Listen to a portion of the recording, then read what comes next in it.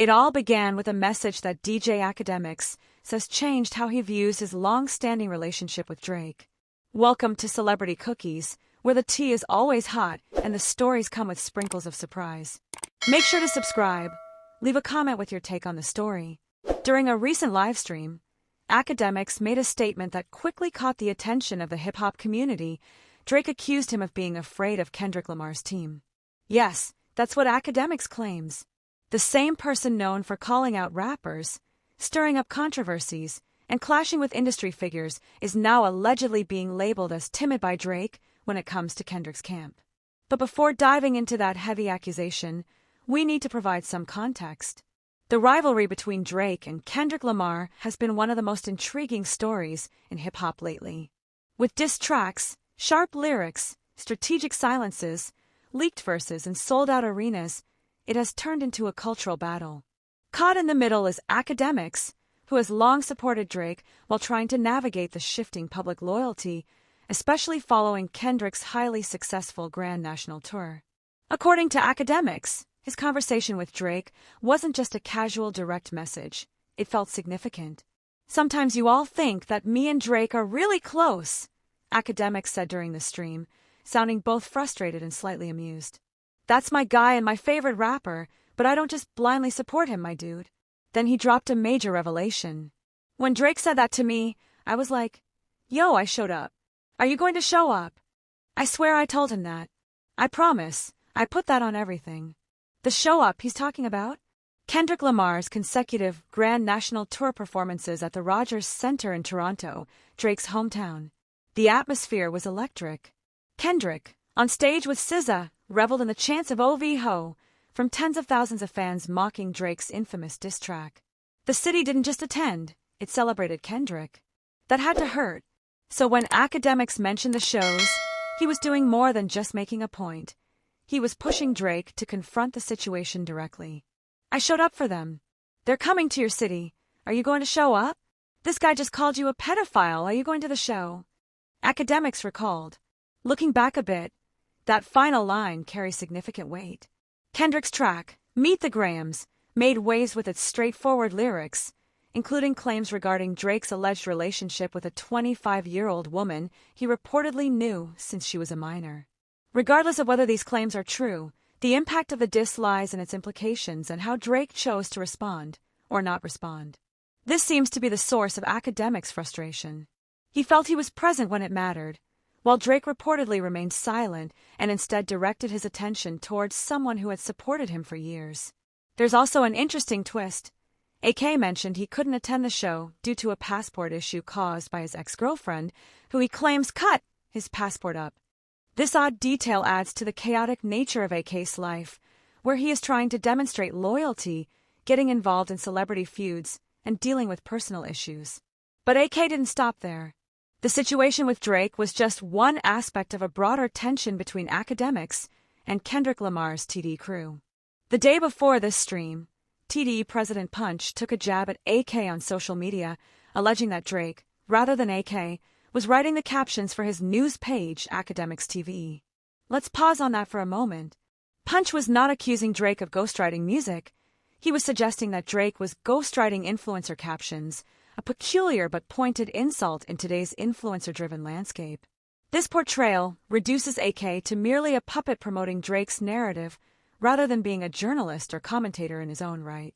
Akademiks quickly responded, firmly denying the accusation and criticizing TD's entire stance. "If Drake hurt your feelings in a rap battle, you should have gone to his house. Go slide. Stop tweeting." AK tweeted on X, formerly known as Twitter. This wasn't merely online chatter. It served as a reminder that DJ Akademiks, despite often facing criticism for seeking attention and creating drama, still views himself as someone ready to engage in the fray, at least in a metaphorical sense. He expects others to do the same. The irony in this situation is that DJ Akademiks has dedicated years to defending Drake, even when public opinion seemed to shift against the Toronto rapper. Whether during the feud with Pusha T or the initial backlash from Kendrick's early diss tracks, AK consistently supported Drake's cultural influence and musical talent. However, this situation was different.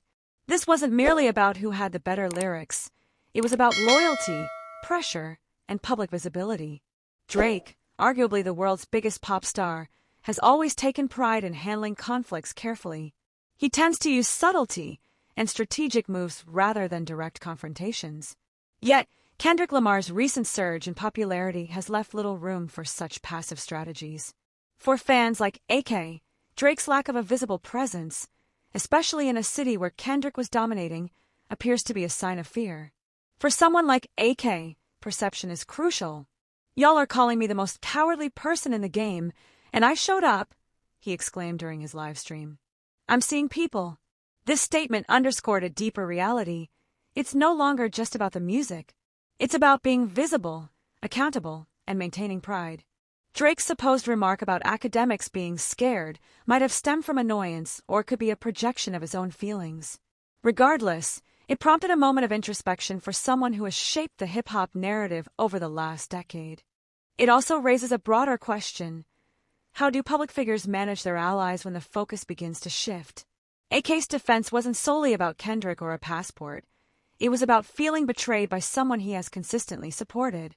The industry's reaction to Kendrick Lamar has been nothing short of legendary in 2025. With sold-out arenas, viral moments, and genre-defining performances, Kendrick has been making a significant impact. Even those who don't always align with him, like Akademiks, are starting to acknowledge the weight of his presence. So when Drake fails to make a similar cultural impact, especially in his own city, it raises eyebrows. Akademiks, despite his controversial behavior, posed a valid question. Why is Drake calling others scared when he hasn't shown up himself? It's important to note that none of this implies Drake is out of the competition. His impressive numbers, cultural influence, and strategic thinking make him a strong contender in any battle, whether in music or otherwise. However, public perception is fragile. In 2025, cultural relevance is no longer measured solely by charts. It's about being present, physically, spiritually, and energetically. At its essence, Akademiks' livestream was more than just a rant, it was a turning point. It served as a reminder that loyalty is reciprocal, and even supporters can grow weary of defending someone who remains in the shadows. In a world where music transcends borders, but accountability remains local, fans are paying close attention. They want to know who is genuinely committed to this lifestyle, who stands firm under the spotlight, and who shifts blame when the audience is present.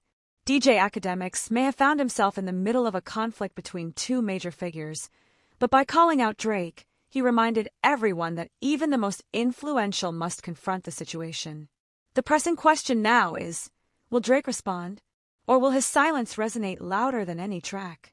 Only time will reveal the answer. However, one thing is evident, even Drake's most loyal fans are beginning to seek clarity.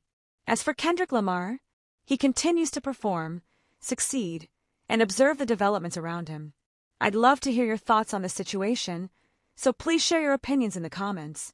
Also, don't forget to like, subscribe, and turn on notifications to stay updated on the story.